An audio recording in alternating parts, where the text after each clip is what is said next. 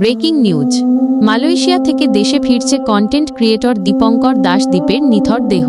সিলেট ও হবিগঞ্জে শেষ শ্রদ্ধা জানানোর সুযোগ।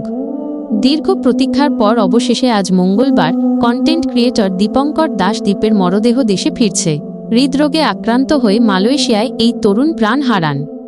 আজ মঙ্গলবার রাত ৩টা থেকে সকাল ৭টা পর্যন্ত সিলেটের টিলাগড়ের গোপাল টিলার পুকুর পাড়ে তার মরদেহ রাখা হবে। এই সময় ভক্ত ও শুভাকাঙ্ক্ষীরা তার প্রতি শেষ শ্রদ্ধা জানাতে পারবেন।